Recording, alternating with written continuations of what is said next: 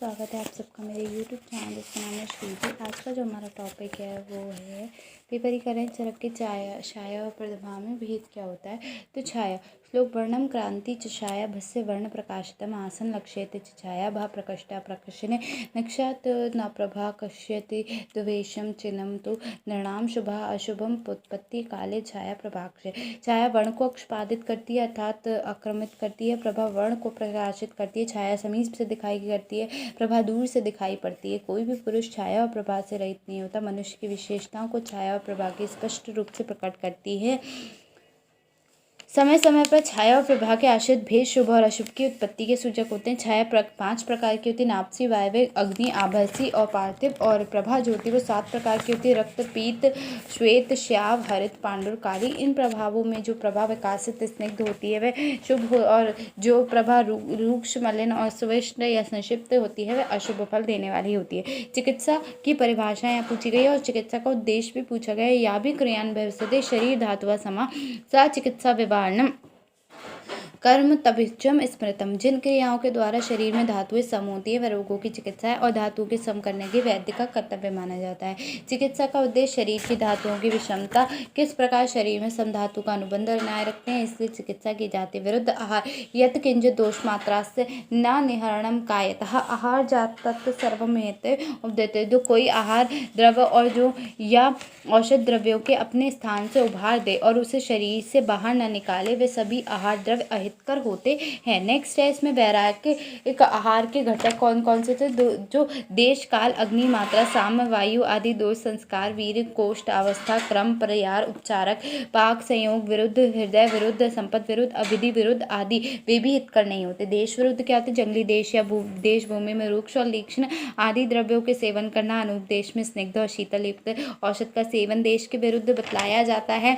काल विरुद्ध जाड़े के दिन में शीतल द्रव्य, रुक्ष आदि आहार एवं औषध द्रव्यों में सेवन करना। गर्मी के दिनों में कटु और उष्ण आहार एवं औषध द्वारों का सेवन करना काल के विरुद्ध होता है। अग्नि विरुद्ध जो 4 प्रकार की जठर अग्नि होती है उसके अनुसार आहार का मिले तो उसे अग्नि विरुद्ध कहते हैं। मात्रा विरुद्ध मधु और घृत संभाग में मिलाकर खाया जाए तो वह मात्रा विरुद्ध होता है। साम्य विरुद्ध जिस पुरुष में कटुरस और उष्णवीर आहार प्रकृति के अनुकूल हो गया हो ऐसे व्यक्ति के लिए मधुरस और शीतवीर आहार साथ में विरुद्ध होता है। दोष विरुद्ध वात, पित्त और कफ इन दोषों के समान गुण वाले और अभ्यास विरुद्ध आहार, औषध और क्रम को सर्वदा अभ्यास करता है। नेक्स्ट है सेवन करने पर वात आदि दोष के विरुद्ध कहा जाता है। संस्कार विद जैसे रेड़ की लकड़ी में टेढ़ा कर भुना हुआ मोर का मांस विष के समान होता है, वैसे ही जो आहार द्रव्य संस्कार से विष के समान होते वे आहार विरुद्ध संस्कार होते हैं के विरुद्ध होते हैं। वीर में शीतल द्रव्य में उष्ण वीर वाले द्रव्य के साथ मिलाकर जो लिया जाता है उसे वीर विरुद्ध कहते हैं। कोष्ठ विरुद्ध जिस पुरुष के कोष्ठ क्रूर होता है उसके लिए मात्रा से बहुत कम मृदुवीर और मलकी नहीं लेना चाहिए वाला जिसका मृदु कोष्ठ है उसे व्यक्ति को मात्र गुरु या द्रव्य गुरु और जो मल लाने वाले होते हैं ऐसे अन्न को अधिक मात्रा में देने वाले कोष्ठ विरुद्ध होते हैं। अवस्था विरुद्ध परिश्रम, मैथुन, व्यायाम इन कार्यों के लगे हुए व्यक्ति के द्वारा वातवर्धक आहार का सेवन करना या जो व्यक्ति अधिक सोते हैं या आलसी हैं ऐसे व्यक्ति को कफवर्धक आहार देना अवस्था विरुद्ध होता है। क्रम विरुद्ध जो व्यक्ति मल मूत्र का त्याग के बिना किसी किए हुए और बिना भूख लगे हुए जो आहार भोजन करते हैं उन्हें क्रम विरुद्ध कहा जाता है। जो व्यक्ति सुअर आदि के मांस को खाकर उष्ण वस्तुओं का सेवन करते तो उन्हें परिहार विरुद्ध कहा जाता है। उपचार विरुद्ध कौन से होते हैं? जो व्यक्ति घृत आदि स्नेहों को पीकर आहार, औषध और जल को पीता है वह उपचार विरुद्ध होता है। पाक विरुद्ध दूषित एवं अनुचित लकड़ी से आहार को पकाना या चावल को बिना पूर्ण पकाए या अधिक पकाए हुए या जला हुआ अन्न का सेवन करना विरुद्ध होता है। हृदय विरुद्ध जो आहार अपने अनुकूल ना हो और उसका सेवन करना हृदय विरुद्ध होता है। संयुक्त जिस आहार उसको दूध में साथ सेवन किया जाए संयोग विरुद्ध कहते हैं। संपद जिस आहार या औषध द्रव्य में उचित रूप में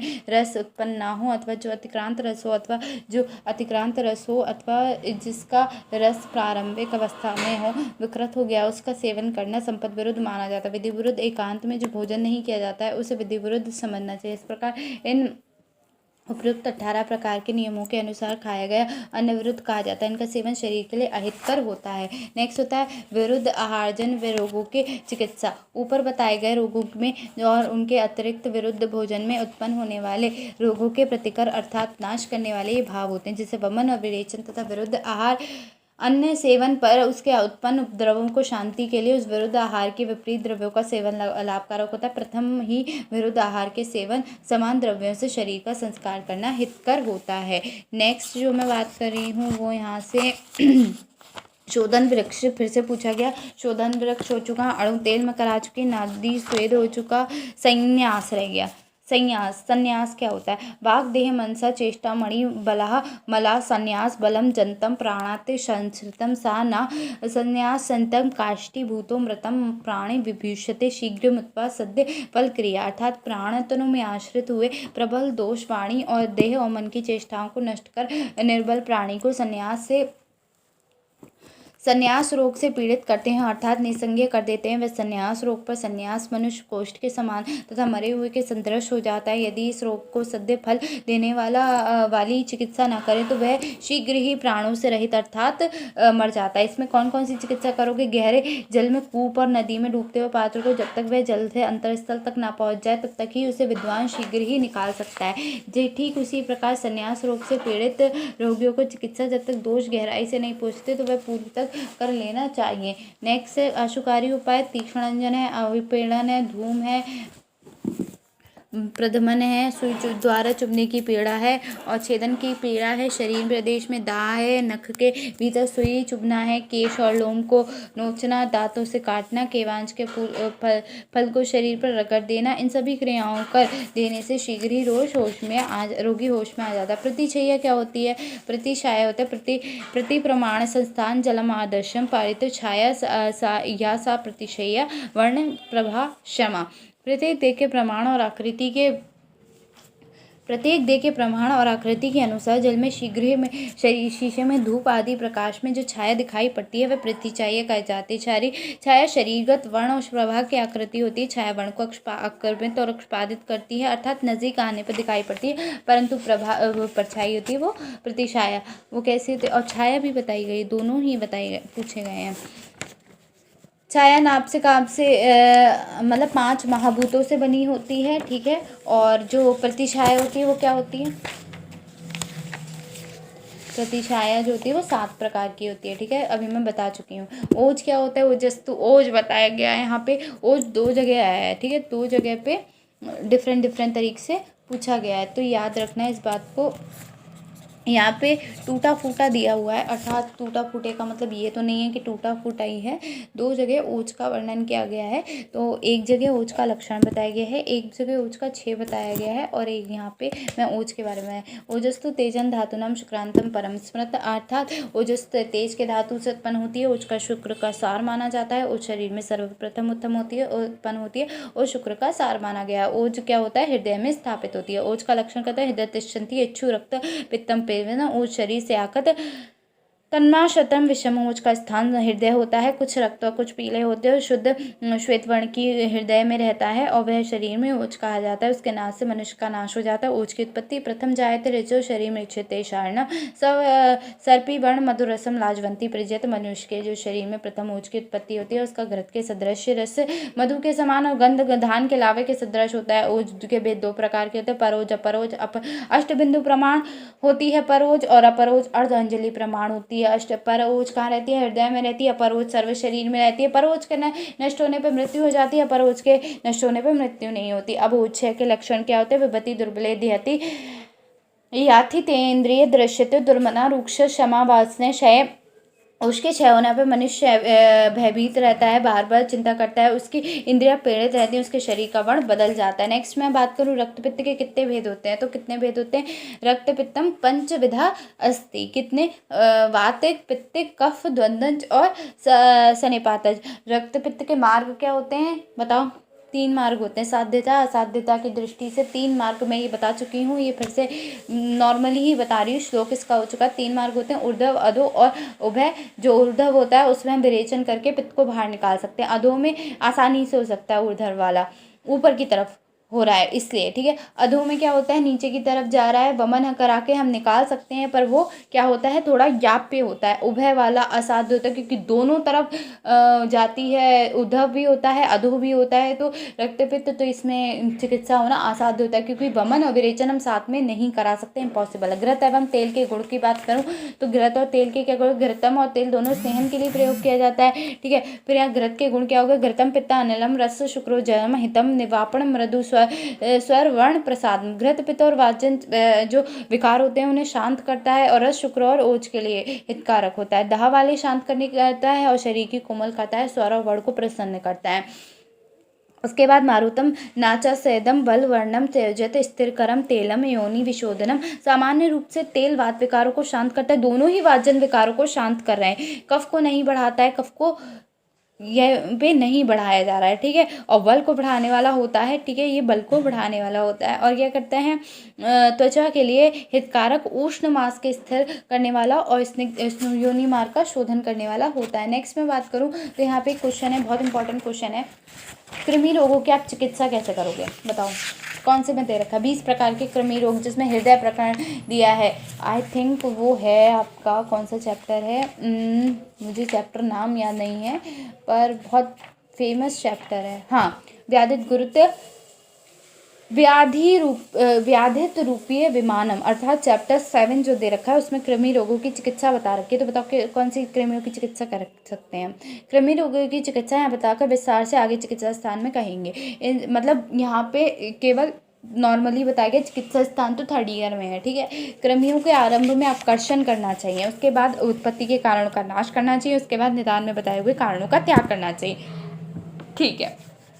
अपकर्षण क्या होता है, तत्र अपकर्षण हस्ते विग्रह विमृत उपकरणे ते उपकरणे वा, क्या होता है, अर्थात विचार पूर्वक यंत्र से सुसज्जित वैद्य को यंत्र से या यंत्र रहित वैद्य हाथ से ही उसे खींचकर अपकर्षण करके निकाल ले, कृमि को निकाल ले, ठीक है। जैसे अब जूं होती है, पिपली का वो होती है ना सिर में, तो उसको कैसे निकालते, खींच के तो निकालते हो। तो अपने स्थान अमाशय में स्थित कृमियों को निकालने के लिए औषध प्रयोग द्वारा विधिपूर्वक अपकर्षण कर लिया है। भेषक प्रयोग का अपकर्षण 4 प्रकार का होता है। कौन कौन सा होता है, शिरोविरेचन होता है, वमन होता है, विरेचन होता है और स्थापन होता है। नेक्स्ट ही है कृमियों के अपकर्षण विधि है। स्वप्न क्या होते हैं, इमांश परम स्वप्ना दारुणम उपलक्ष्यते व्याधि विनाशय क्लेश महितेश अपि वा। रोगियों के विनाश एवं अत्यंत क्लेश करने वाले इन दारुण एवं अन्य स्वप्नों का ज्ञान वैद्य को कर लेना चाहिए। स्वप्न और दोष का क्या संबंध होता है, तो मनोवाहनाम पूर्वत्वादत दोष तिल बले स्त्रिभिः सोतांस दारुणम स्वप्ने वापि काल पश्यते। दारुण समय में अर्थात मृत्यु काल में अति बलवान वात पित्त और कफ, इन तीनों के जो दोषों से जब मनोवही स्रोतस पूर्ण हो जाता है तब भयंकर मृत्युदायक या कष्टकारी स्वप्नों को देखता है। स्वप्न के 7 भेद कौन से होते हैं वो मैं बता चुकी हूँ। दृष्ट होता है, दृष्टम श्रुता अनुभूतम चा प्रत्यकम कल्पितम तथा भाविकम दोषश्चव। स्वप्नम सप्तविधम विदु, अर्थात दृष्ट हो गया, श्रुत हो गया, अनुभूत हो गया, पार्थिव, कल्पित, भाविक और दोषद, ये 7 प्रकार के क्या बताए गए हैं, आपके स्वप्न बताए गए, ठीक है। अब मैं नेक्स्ट की बात करूँ तो यहाँ मैं बात कर रही हूँ आपके अनुपान की। अनुपान मैं बता चुकी हूँ, पर यहाँ पे थोड़ा सा मैंने अलग बताया है। अनुपान 2 जगह बताया गया है, एक आपका स्नेह अध्याय में बताया गया है अनुपान जो बताया गया है, और दूसरा अनुपान अनुपान दे रखी है, डेफिनेशन दे रखी है, यदारणम गुणपानम विपरीतम तदेश अनुपानस धातुनाम दृष्ट यन विरोध च। जो पेय पदार्थ आहार के गुणों के विपरीत गुण वाला होता है वह अन्य द्रव्यों का उचित अनुपान करना होता है, पर वह अनुपान धातु के विरुद्ध नहीं होता। अनुपान का लाभ क्या होता है, अनुपानम तर्पयति प्राणयति उज्जरति बृहंति भुक्त वसाद्यति पर्याप्तम विद्यति, अर्थात अनुपान से तृप्ति होती है, शारीरिक धातु का पूर्ण होता है, खाए हुए पदार्थों के आमाशय में अर्धभाग में सुखपूर्वक ले जाता है, खाए हुए इनके सहस्त्र भाव को टुकड़े टुकड़े कर देता है, और खाए हुए इनको कोमलता लेता है, उसे गीला करता है, आहार को पचाता है। कोई भी आहार पचने में गुरु होता है तो उसे शीघ्रता से सुखपूर्वक पचने में जाता है, और उसे आहार को शीघ्र कर सभी भागों में शीघ्र फैलने योग्य बना देता है। नेक्स्ट है अनुपान के प्रयोग करते हुए समय चर, देश, स्वभाव, शरीर के अवयव, धातुएं, क्रिया, लिंग, प्रमाण, संस्कार, मात्रा, इनकी परीक्षा की जाती है। अति स्थूल के दोष कौन से अध्याय में बताए गए हैं, सबको पता होगा। तो ये तो मुझे तो लगता है कि ये सबको पता होगा, तो मैं ही बता देती हूँ वैसे तो। अष्ट निंदितम अध्याय, कितने प्रकार के रोगी होते हैं जो मतलब निंदित होते हैं? तो 8 प्रकार के रोगी निंदित होते हैं, ठीक है। कौन कौन से होते हैं? अतिकृश, अति स्थूल, अलोम, अतिलोम और अति दीर्घ, अति हिस्सव और हो गए? नहीं हुए अभी। जो अति कृष्ण होते हैं, अति गौर होते हैं, ठीक है, और अति, बस इतने ही हो गए, 8 प्रकार के हो गए। अति दीर्घ हो गया, अति हिस्सव हो गया, अतिलोम हो गया, अलोम हो गया, ठीक है, अति कृश, अति गौर और अति स्थूल और अति कृश हो गया। अब तो हो गए। अरे अति एक कृष्ण है और एक कृश है, ठीक है, यहाँ पे इतना है। तो यहाँ पे अति स्थूल के दोष बताए गए। तो अति स्थूल के दोष कौन कौन से होंगे? अति स्थूल के मेद, जो इनका बड़ा होता है, मेद धातु बहुत बड़ा होता है, ठीक है। तो यहाँ पे श्लोक दे रखा है, मेदस्व वृत्तस मार्ग अधुबत कोष्ठे विशेषता चरण संद द्युतम आहारम चेष्टा अतते एतो ही देता स्थूलम वनित्र बना तस्मात् सा शीघ्रम जराते सातम चाति कांगक्षति। इतना काफ़ी है, इतना मत याद करो क्योंकि याद रहने वाला नहीं है, मुझे पता है। मेद धातु बढ़कर जब दो सारे स्रोतस को मार्ग को बढ़ाकर एक देती है तब कोष्ठ में वायु विशेष रूप से बढ़कर गमन करती है, अग्नि का विशेष रूप से प्रदीप्त करती है और आहार का शोषण करती है। इसलिए आहार का पाचन शीघ्र कर देती है, जिससे मनुष्य आहार का बार बार और अधिक मात्रा में चाहता है। और यदि आहारजन विकारों का अतिक्रमण कर लिया जाए तो वातजन विकार उत्पन्न हो जाते हैं। यह अग्नि और वायु को बढ़ाकर विशेष उपद्रव करने वाले होते हैं। और बढ़ी हुई ये 2 स्थूल पुरुषों को इसी प्रकार कष्ट दे देती है जिस प्रकार बढ़ी हुई वायु दावा अग्नि को बनकर जलाकर नष्ट कर देती है। मेद धातु से अधिक बढ़ जाने पर सहसा कुपित हुए वात पित्त और कफ भयंकर रोग उत्पन्न कर अति स्थूल पुरुष को नष्ट कर देते हैं। मेद और मांस धातु अधिक बढ़ जाने से नितंब, उदर और स्तंभ प्रदेश में इतना मोटा हो जाता है कि लटक जाता है और चलते हुए हिलता है। अंग प्रत्यंगों की वृद्धि उचित रूप में नहीं हो पाती है और क्या होता है, और कोई भी कार्य करने में वे सक्षम नहीं होता, उसमें उत्साह नहीं होता और उचित रूप में नहीं होता। तो ये हो गया। नेक्स्ट है स्वर।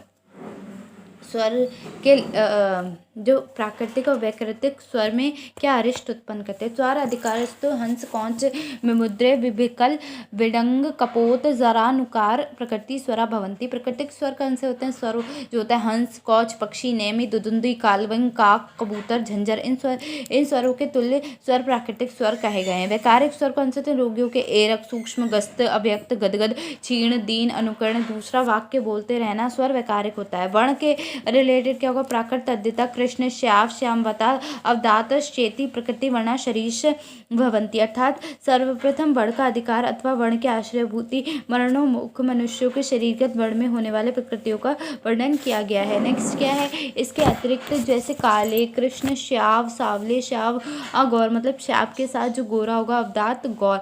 वैकारिक नील, श्याव, गौर में रहती हरित शुक्लाक्षर वर्णः शरीरस्य वैकारिक भवन्ति। नील, श्याव, ताम्र, हरित, शुक्ल, नीलवर्ण, श्याव वर्ण, नील ताम्र, नील हरित, नील शुक्ल आदि मिश्रित वर्ण जो होते हैं वो वैकारिक वर्ण कहे गए हैं। नेक्स्ट इसमें है आहार का विधि विधान। तो आहार का क्या विधि विधान होता है? आहार 3 प्रकार का होता है।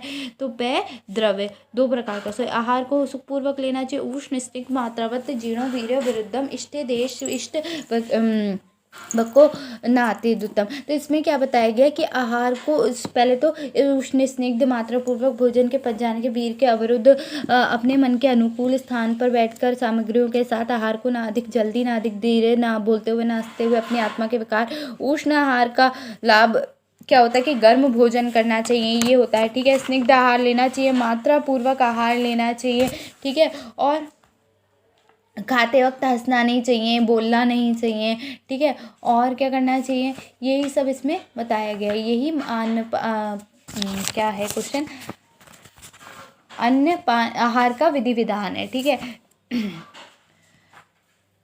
और इसमें ये भी बताया गया अविरुद्ध वीर वाले आहार नहीं करने चाहिए, आहार जीर्ण होने के बाद भोजन नहीं करना चाहिए, ठीक है। और क्या बताया, इष्ट देश में आहार से लाभ होता है, अति द्रुत भोजन से हानि होती है, अति विलंबित आहार नहीं लेना चाहिए, तन्ना आहार लेने से लाभ होता है, आत्मशक्ति के अनुसार आहार लेने से लाभ होता है। निदान पंचक हम कर चुके हैं और गर्भ वृद्धि कर भाव, यहाँ देखो मात्रादीनां खलु गर्भ कारणं भवानं सपद्यस्ता वतस्य सौष्णम मात्रस्य स्नेहो उपदेशवेद काल परिणाम स्वभाव संदिश्य कुक्षो प्रपांति। माता पिता आत्मा सात्म सत्व रस आदि गर्भ के 6 भावों की संपत्ति होती है। होने से माता के आहार विहार से आचरण से शिक्षिता होने से के बताए गए नियम तथा आहार का संकुचित रूप से सेवन करने से माता के हृदय से आई हुई रसवाहिनियों के द्वारा प्राप्त उपनेह स्नेह और माता के हो ही शरीर से प्राप्त उपस्वेद से काल द्वारा परिपाक होने से एवं स्वभाव सिद्ध अपने बढ़ने वाली प्रकृति से गर्भाशय में वृद्धि को प्राप्त करता है। नेक्स्ट है पुंसक विधि। पुंसक कौन सी विधि होती है? पुंसक वो कर्म होता है पुंसाम स्वेते अग्नि कर्मणम इति पुंसाम कर्म। जब तक क्या होगा कि जिस कर्म में गर्भ में ही स्त्रीलिंग का परिवर्तन करके पुरुष उत्पन्न किया जाता है उस कर्म को पुंसक कहते हैं। जब तक गर्भ में स्त्रीलिंग पुल्लिंग नपुंसक लिंग की अधिकता नहीं हो जाती देश काल का, अर्थात ये 2 मास तक आप कर सकते हैं, 2 से 3 महीने तक आप कर सकते हैं। देश काल का विचार कर और देश काल की अनुकूलता देखकर आयुर्वेद में उत्तम कर्मों का समुचित प्रयोग करने पर अविरत फल की प्राप्ति होती है। यह कर्म अनुचित देश और अनुचित समय में किया जाए तो अनिष्ट फल वाला होता है। विधि क्या होता है? गौशाला में चरती गांव के विश्राम करती हैं ऐसे स्थान में उत्पन्न हुए वट वृक्ष की पूर्व और इन दिशाओं में दोनों दिशाओं में गई 2 शाखाएं में 2 अनवरत शंख लेकर रस वीर से युक्त आवृत 2 उदय या रस गुड़वीर से युक्त 2 पीले सरसों दही से पीसकर पुष्प नक्षत्र में स्त्री पिए। इसी तरह अन्य जीवक रिष्पक अपमार्ग सहचर आदि द्रव्यों को या अलग अलग एक एक द्रव्य अथवा मिलाकर जिनका प्रयोग करना हो अभिष्ट हो चुका हो कल्क बनाकर दूध में मिलाकर पुष्प नक्षत्र में पिए। ठीक है। इसी प्रकार एक कीड़ा होता है घरों कीड़ा है, उसको जो अपना घर बना लेता है। जब कोई गर्भवती स्त्री होती है तो उसे मिट्टी से अपना बिना दरवाजा किए घर बनाता है, उसे बीच अन्य जीवंती कीड़ों को च्युत करता है, उसे बिहारे घिनई कहते हैं। तो और उसके बाद क्या करें तो स्वर्ण लें या रजत या ताम्र की एक परिक्रमा पुरुष की बना के उसे अग्नि में तपाएंगे। उसके बाद लाल मड़की हो जाएगी, तब दूध दही या 1 अंजलि जल में छोड़कर पुष्प नक्षत्र में सारा दूध या दही या जल एक साथ पी जाए, कुछ भी शेष न छोड़े। पुष्प नक्षत्र में ही चावल के आटे को जल में पकाएं, उससे जो ऊष्मा निकले उसे सूंघे। ठीक है। और इसके बाद पकते हुए आटे के साथ जल लेकर उसमें रुई का फाहा, मतलब जो फाहा का मतलब मुझे नहीं पता का बनाकर डालें, अपनी गर्दन पर ऐसे रखें कि जैसे सिर लटक रहा हो। ठीक है। तब स्त्री स्वयं अपने हाथ से रुई का फाहा जो उसे आटे के जल से तर है उस दक्षिण नासापुट में निचोड़ ले। अब पता नहीं भाई ये कैसे करते हैं। इसके अतिरिक्त तो और भी जो गर्भ परिवर्तन का उपाय ब्राह्मण या आप्त स्त्री द्वारा बताए जाते हैं उन सब का प्रयोग करना चाहिए। ये पुंसक विधि का करते हैं, ऐसे करते हैं। ठीक है। नेक्स्ट अब मैं बाद में बात करूँगी। ठीक है। आज के लिए इतना काफ़ी है क्योंकि बहुत हो जाएगा, मैं भी नहीं कर पा रही हूँ। ठीक है। तो अब आज के लिए इतना काफ़ी है। ठीक है। Thank you very much.